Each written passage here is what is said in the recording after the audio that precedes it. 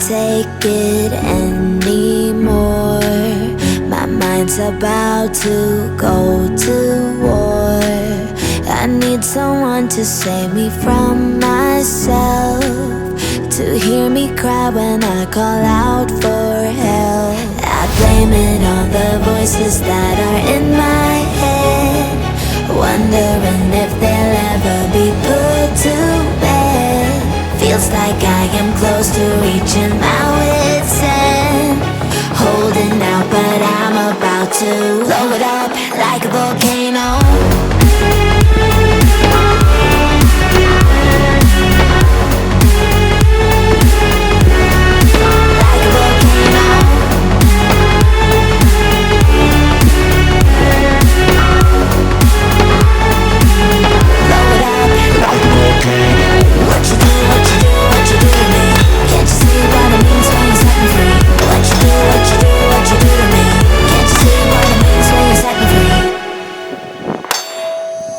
Another day to lose control.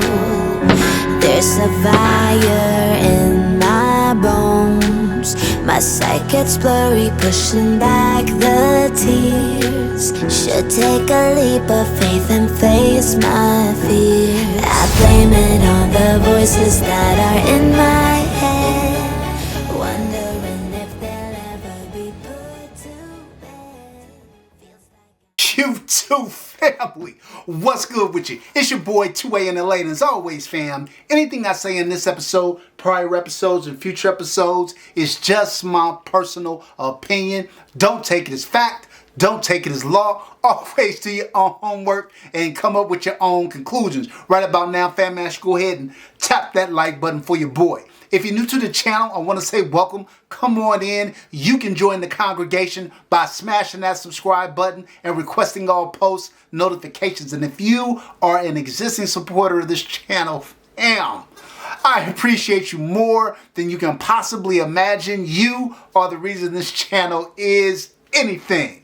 All right, fam, let's get this episode rolling. So look, fam, we've got, for the first time in the history of the channel, a three-view, not a review, a three-view, because we are looking at three of the newest offerings from the mind of Cosaint Arms and Covert. This joint collaboration to take a Cosaint Arms 2011 and give it Covert status, right?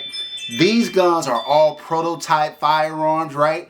And so they aren't even available on the market, although they will be in short order and probably a lot closer by the time this episode airs. If you haven't seen my initial impressions video, make sure you go back and check that out. But for those who are just joining us, as a recap, we have received three prototype guns from Covert and Cosaint Arms. These guns are going to be coming to the market soon. They're all kind of mid-tier guns between the $4,000 and kind of $4,500 price point. And you know, when we get to affordability, we'll put up all the anticipated MSRPs up there for you.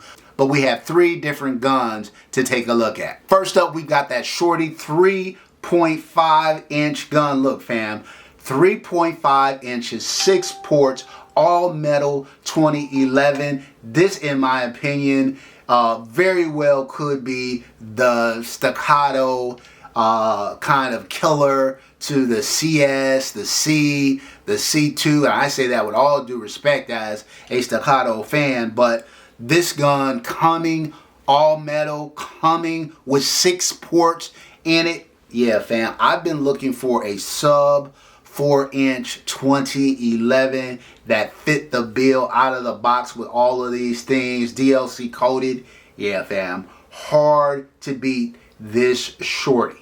All right, fam, next up, we've got the mainstay in the 2011 space, the 4.6 inch barrel. This one is 8 ported.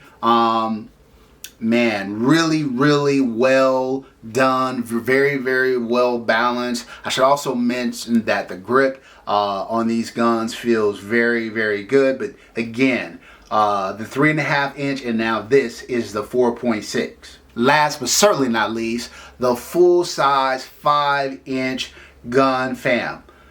This gun, as you'll notice, has maybe a slightly different grip than the 3.6 and the than the 3.5 and the 4.6, as you can see here. But I can tell you that all of them feel amazing. These are prototypes guns. I'm not sure if this grip will stay different, whether they're all going to have the same grip.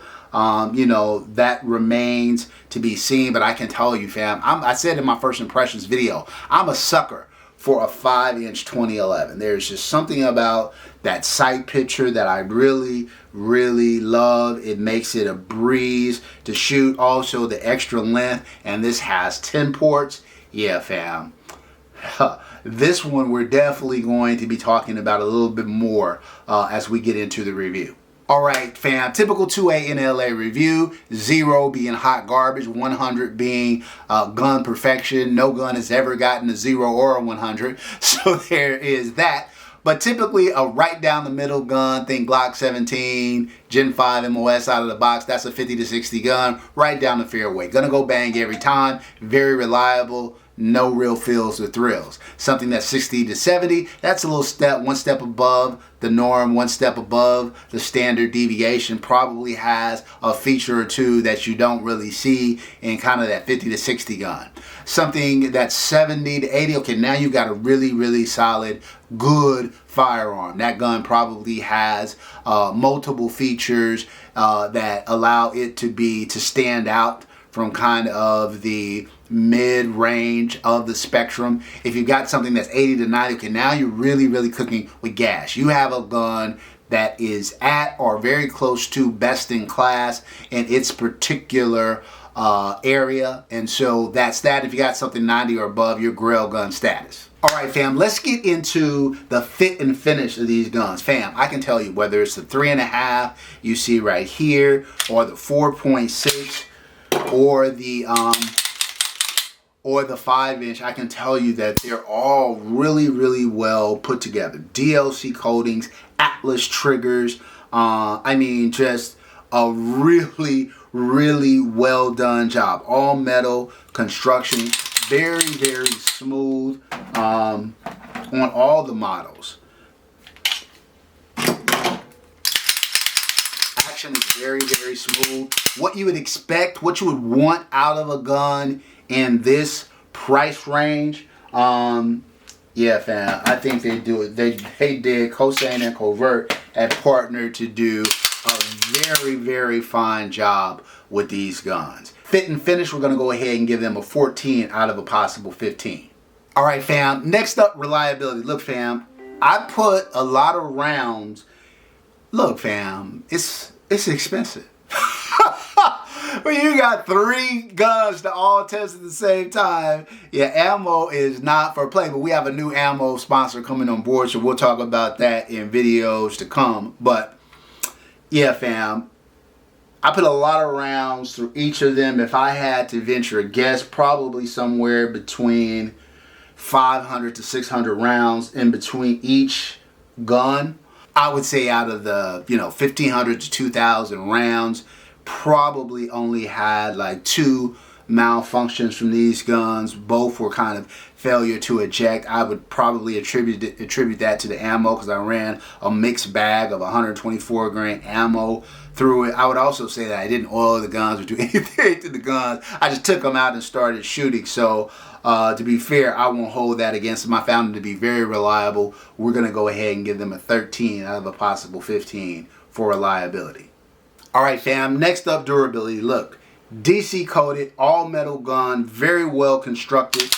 Look, fam, whether it's the 5-inch, whether it's the 4.6 inch, or whether it's the 3.5 inch, look, fam, I think all of these guns are very, very well made, very well put together. If you take care of them, they are definitely going to take care of you. We're going to go ahead and give them a 14 out of a possible 15 for durability.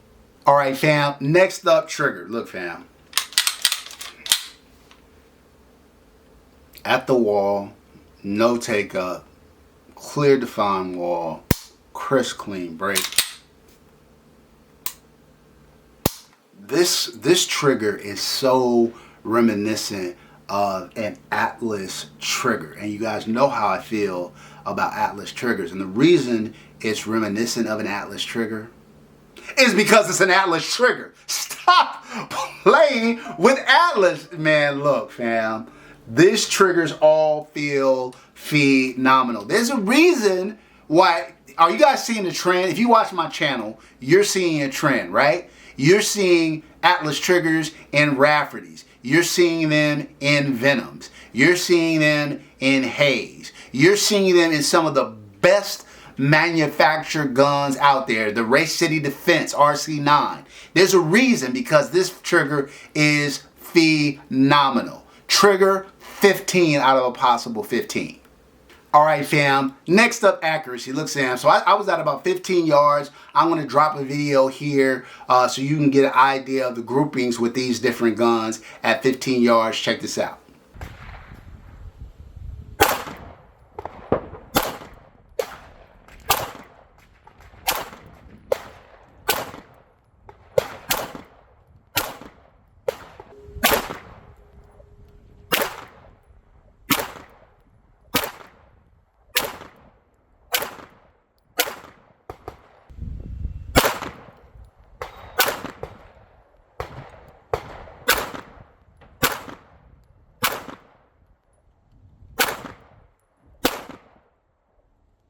All right, fam. So look, fam, groupings super tight with all three. So whether you're talking about the little 3.5 inch shorty, the 4.6, or the full size competition pistol, fam, all of these guns crazy, crazy accurate. Not surprised given how well ported they are, how well balanced they are, how good the trigger is. We're going to go ahead for accuracy and give these a 9 out of a possible 10. All right, fam. Next up, ergonomics. How do the guns feel in the hand? All these grips feel really, really good. Obviously, look, fam, these are prototype guns, so there's a little bit of ambiguity here. The grip on this one, I've been told, is going to be probably changed. They're going to delete that. They're going to delete the grip safety, which is good. But they're also talking about shortening it a little bit to make it more flush cut. The 5 inch has a different grip than the 4.6 and